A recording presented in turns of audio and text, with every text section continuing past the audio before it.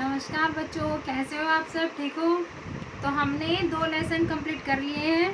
तो आज मैं आपको बताऊंगी हमारी पाठ्य पुस्तक का तीसरा पाठ, जिसका नाम है हिमालय की बेटियां। क्या शीर्षक है? हिमालय की बेटियां। जो किसके द्वारा लिखित है? इनके लेखक का नाम है नागार्जुन जी। नागार्जुन जी ने बहुत ही प्यारी सी कहानी लिखी है, हिमालय की बेटियां। इसमें उन्होंने नदियों का मानवीकरण किया है। मानवीकरण का मतलब क्या है बच्चों? किसी भी प्रकृति की चीज़ों का मानव रूप में उसको बताना, उसको समझाना। अगर ये मानव होती तो वो कैसा फील करती, कैसे हमको समझाती, कैसे दिखती। तो इस प्रकार से लेखक ने बहुत ही प्यार से हमको समझाया है कि नदियों का मानवीकरण अगर होता तो वो क्या करती। तो अब मैं आपको बताऊंगी कि लेखक कैसा महसूस करते हैं। आपको पता है बच्चों, प्रकृति में हर चीज़, चाहे वो फूल हैं, चाहे पौधे हैं, चाहे पक्षी हैं, कुछ भी है, हम किसी से भी प्यार से बात कर सकते हैं। प्यार, चाहे आसमान है, तारे हैं, हर चीज़ बोलती है, हर चीज़ हमें कुछ ना कुछ सिखाती है। हमारे आसपास में प्रकृति की कोई भी चीज़ है, वो सबसे हमें सीख मिलती है। तो इस प्रकार से लेखक कैसे नदियों का मानवीकरण करते हैं, आज मैं आपको बताऊंगी। तो लेखक कहते हैं कि जब नदियाँ पहाड़ों से नीचे उतरती हैं तो कैसी दिखती हैं, और जब वो घाटियों में जाती हैं तो अलग रूप धारण कर लेती हैं, और जब वो समुद्र में जाके मिलती हैं तो वे किस प्रकार से अपने प्रेमी के साथ मिलकर एक हो जाती हैं।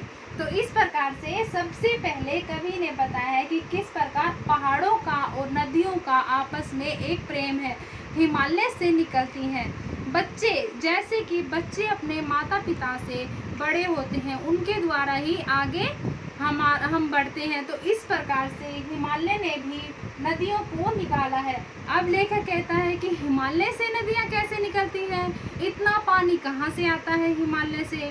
तो हिमालय में जो बर्फ होती है, वही बर्फ की बूंदें पिघल पिघल कर नदियों का पानी बनता है, और जिससे नदियाँ निकलती हैं।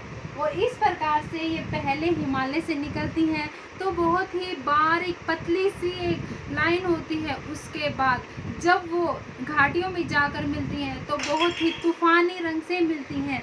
जैसे ही वो जमीन पर आके समुद्र की तरफ बढ़ती है तो एक शांत प्रिय एक नारी की जैसे ही। अब देखिए, सबसे पहले जब वो पहाड़ से निकलेंगी तो वो बिल्कुल बाल्यावस्था में क्रीड़ाएं करती हुई छोटी छोटी धारा से निकलती हैं। जब वो बड़ी जो वो बड़ी होती जाती है, उनका रूप में शांत स्वभाव, संतोष आता रहता है, और फिर वे जाकर अचानक से अपने समुद्र से मिल जाती हैं।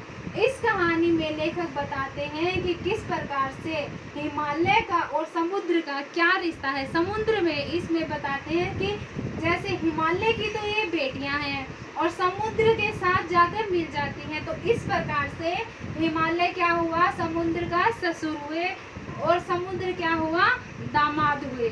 तो इस प्रकार से हिमालय का और नदियों का आपस में एक दूसरे के साथ संबंध भी बनाते हैं। तो बच्चों, आपको पता है लेखक कहते हैं कि ये सिर्फ आज ही नहीं है, ये सिर्फ मैंने ही प्रकृति का मानवीकरण नहीं किया है, मुझसे पहले भी बहुत से कवि आए जिन्होंने प्रकृति का मानवीकरण किया है। तो उसमें उन्होंने बताया है कि एक बहुत ही प्रसिद्ध हमारे कवि थे, कवि कालिदास जी।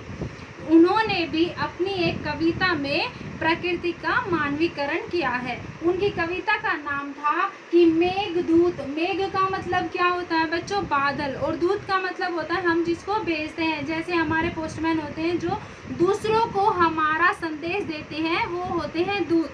तो इस प्रकार से मेघदूत जैसे एक प्रिय अपनी प्रेमिका के लिए दूत बनकर उनको संदेश देते हैं, इस प्रकार से कालिदास जी ने एक कविता प्रकृति का मानवीकरण किया है। उन्होंने बादल का भी मानवीकरण किया है, नदियों का भी मानवीकरण किया है। वो उसमें बताते हैं कि लेखक उसमें मेघदूत को वो भेजते हैं और बादल को कहते हैं कि जब रास्ते में अगर कोई नदी आए, अगर कोई दूसरी, बहुत सारी नदियाँ होती हैं, गंगा, यमुना, सतलुज, व्यास, बहुत सारी नदी पहाड़ों से निकलती हैं। तो इस प्रकार से जब वो कहते हैं कि हे मेघदूत, अगर रास्ते में कोई दूसरी नदी आए तो उसके ऊपर भी अपनी 2 बूंद गिरा देना और उन्हें भी बताना कि मैं प्रेम का दूत हूँ और मैं प्यार का संदेश लेकर जा रहा हूँ। तो इस प्रकार से हमारी प्रकृति का हमारे कवियों ने बहुत ही सुंदर मानवीकरण किया गया है। तो इस प्रकार से बच्चों, अब पहले आप ये कहानी पढ़ेंगे, उसके बाद जो नए शब्द हैं वो आपको रेखांकित करने हैं। अगली वीडियो में मैं आपको बताऊंगी इस कविता का भाग 2। धन्यवाद।